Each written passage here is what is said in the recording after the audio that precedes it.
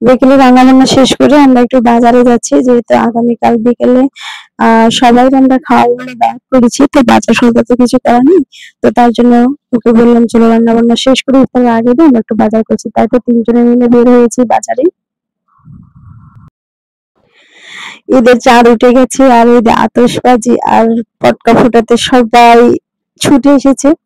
আগে থেকে বলে রেখেছিল ভাই কিন্তু এবার পটকা নিয়ে আসবে। তো যাই হোক, নিয়ে আসার কথা মনে ছিল না। বিকেলে যখন আমরা বাজারে গেলাম তখন তার সাথে ওদের জন্য একটু মেহেদি আগে কিনে রেখেছিলাম, বাট আমার কথা ভুলে গেছি, তো আবার মেহেদি নিয়ে আসলাম আর ওদের জন্য এই যে পটকা নিয়ে আসলাম। এগুলো দিয়ে ওরা খুব মজা করতেছে।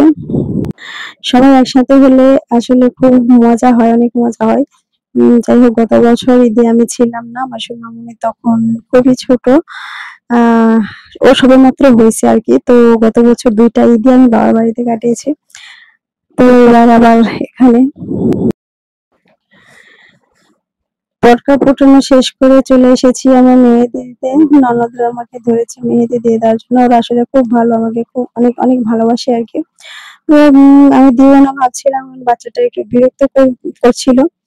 আমি বলছি ঠিক আছে ভাবি, ও ঘুমাইলে তোমাকে মেহেদি পরিয়ে দিব, আমরা সবাই মেহেদি পরবো আর তুমি পরবে না, এটা কেমন কথা? যাই হোক, ওরা জোর করে নিয়ে এসে আমাকে মেহেদি দিয়ে দিচ্ছে। আমার খুব ভালো লাগতেছে। তানহা আমাকে মেহেদি পরাচ্ছে, সে অনেক সুন্দর নকশা করতে পারে। আর খাদিজাটা তো খাদিজা একা একই নকশা করে, সে একা একই করে নেয়। তো মোটামুটি অনেক রাত হয়ে গেছে, কিন্তু ওদের এখনো সেই পটকা ফুটানোটা শেষ হয় নাই।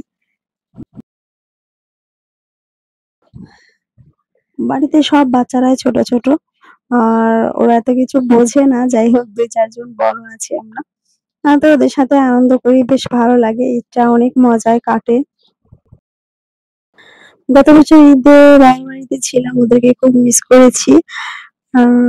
দেন এবার আমার খুব ভালো লাগতেছে। আর এবার আমার মামু অনেক বড় হয়েছে, সে খেলাধুলা করতেছে, সে এনজয় করতেছে, তাদের সব দেখে আরো বেশি ভালো লাগতেছে। এখন অলমোস্ট অনেক রাত হয়ে গেছে, রাত প্রায় 10টা বেজে গেছে, আর সবাই খাওয়া দাওয়া করে শুয়ে পড়েছি, আমরা কয়েকজন শুধু জেগে আছি। তো যাই হোক, এখন আমরা ঘুমাতে যাব। সবাই ভালো থাকবেন, সুস্থ থাকবেন, আর সাবধানে থাকবেন।